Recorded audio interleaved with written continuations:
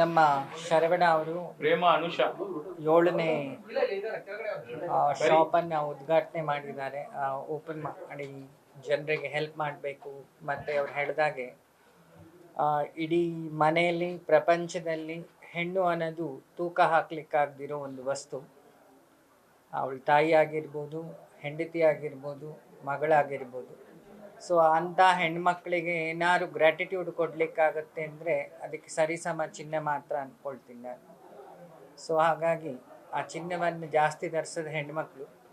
So ಆ ಹೆಣ್ಮಕ್ಳಿಗೆ help ಆಗಲಿ. ಯಾಕಂದರೆ ಒಂದು ಮದುವೆ ಮಾಡಬೇಕಾದ್ರೆ ಆ ಹೆಣ್ಣೆತ್ತು ತಂದೆ ಇಲ್ಲಿಂದ ಬೇರೆ ಕಡೆಗೆ ಹೋಗಿ ಚಿನ್ನ ತಗೊಳ್ತಾ ಟ್ರಾವೆಲಿಂಗ್ ಚಾರ್ಜು ಅದೆಲ್ಲ ಕಂಪೇರ್ ಮಾಡಿದಾಗ ಈ ಶಾಖೆಗಳು ಓಪನ್ ಆದಾಗ ಅಟ್ಲೀಸ್ಟ್ ಅವರಿಗೆ ಟ್ರಾವೆಲಿಂಗ್ ಚಾರ್ಜು ಸಮಯ ಉಳಿಯುತ್ತೆ.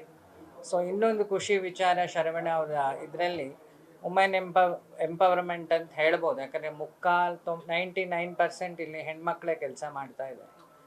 ಒಂದು ಇನ್ನೊಂದು ಅವರು ಏನು ಹೇಳ್ತಾರೆ, ಈ ಸಂಸ್ಥೆಯಲ್ಲಿ ಕೆಲಸದವ್ರನ್ನು ನೋಡಿದ ಹಾಗೆ ಯಾರನ್ನು ನಾನು ನೋಡಿದ ಹಾಗೆ ನೋಡಲಿಲ್ಲ ಶರವಣೆ. ಸೊ ಇದೆಲ್ಲ ಒಂದು ಮಾರಲ್ ಮೆಸೇಜ್. ಬರೀ ಉದ್ಯಮ ಮಾತ್ರ ಅಲ್ಲ, ಉದ್ಯಮವಲ್ಲೂ ಏನು ರಿಫಾರ್ಮೇಷನ್ ತರಲಿಕ್ಕಾಗುತ್ತೆ ಅಂತ ಶರವಣ ಅವರ ಸಾಯಿ ಗೋಲ್ಡಲ್ಲಿ. ಅಂದರೆ ಸಾಯಿ ಅಂದರೆ ತಾಯಿ ಅಂತ ಅದರ ಮರಾಠಿ ಮೀನಿಂಗ್.